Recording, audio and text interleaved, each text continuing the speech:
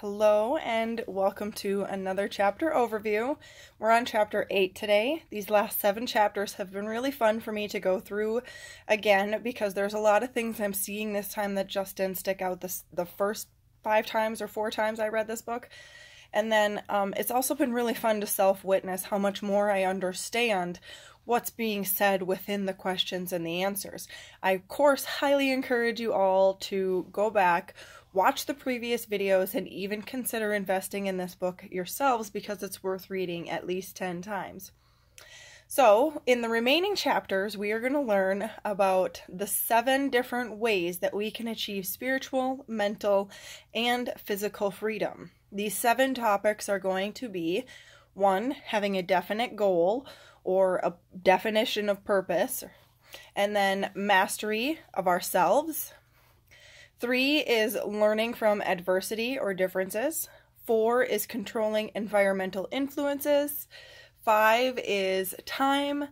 6 is harmony. 7 is caution. Chapter 8 is all about having a definite goal or a definite purpose. So the devil says that any person who can be definite in their aims and plans can make life hand over anything they want. When we have our mind set on a goal, this closes the door for the negative thoughts to stop us, unless, however, we get caught up in the tricks used to make us become a drifter. We are drawn away from our goals by these promises made by the negative voices inside our head trying to lead us astray. So go ahead and take a look back at the previous videos to understand how we are tricked and manipulated. I think I talked about it in chapter 4, I think was a good one. Definite of purpose is not something that we are born with. It is a habit that is either learned from our mentors or by accident when we don't give up.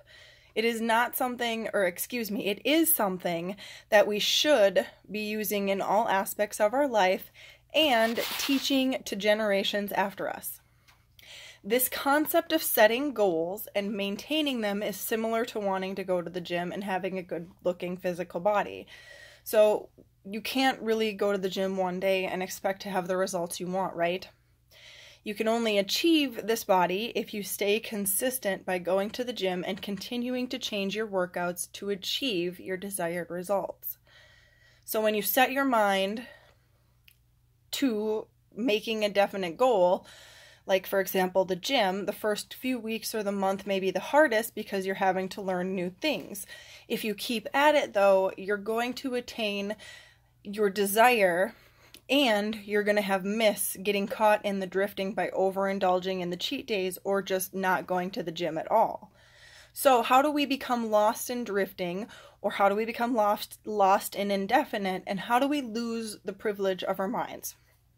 So this happens at a really young age, you guys.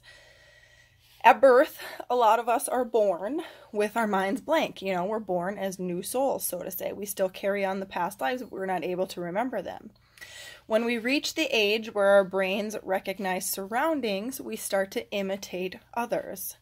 If this imitation is good or bad, then these imitation habits become our own. You see how that works? Because we're watching it, we're repeating it, so then we're taking it on as our own. And imitation is not just on the physical level, but it's also in the mental level. Most fears that we have developed come from those who are closer to us. Can you think of a fear that you had that was also a fear that your mom, your dad, or a friend had?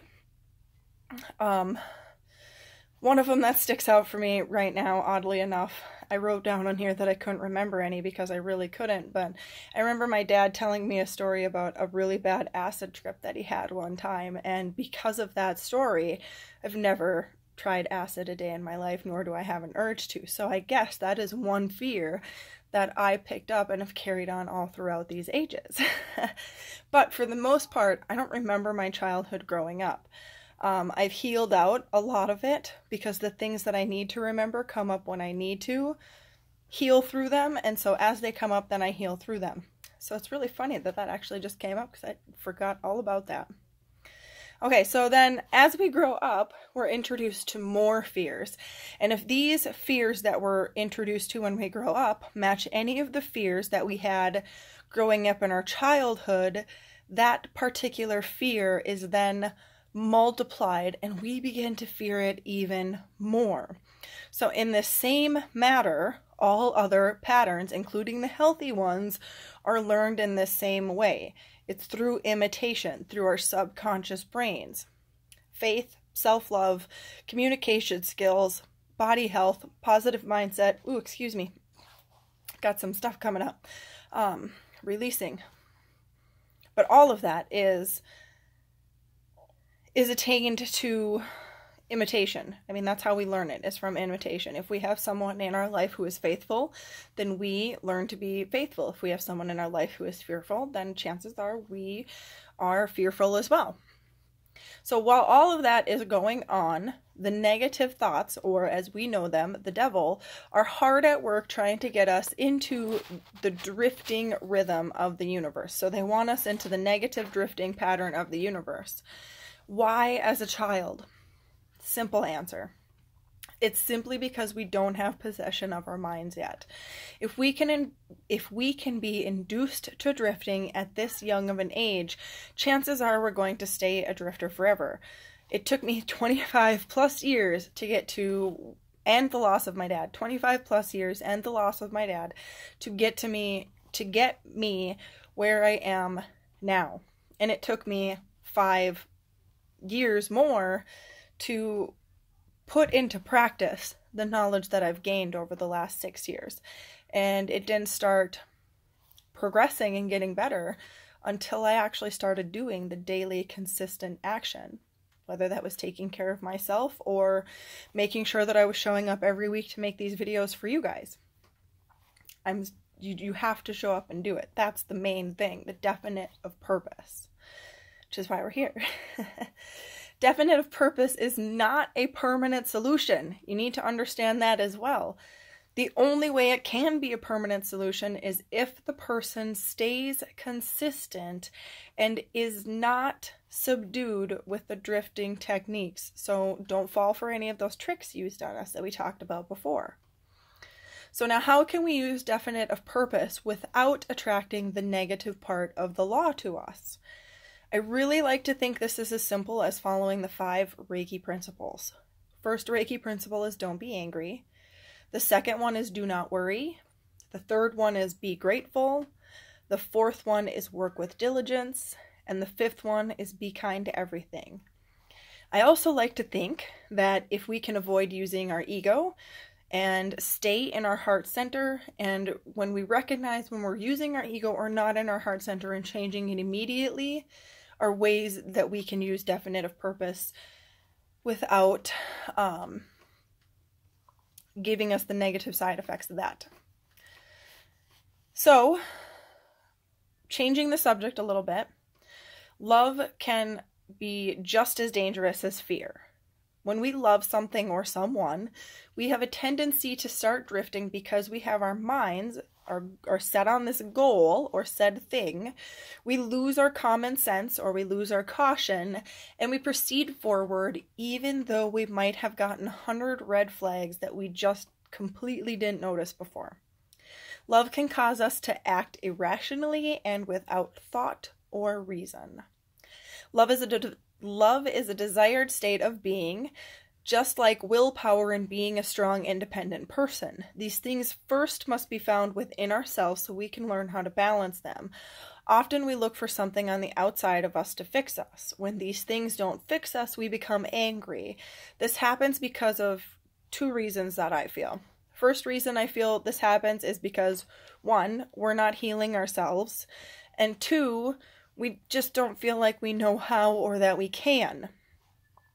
Dive in, because you can. You totally can.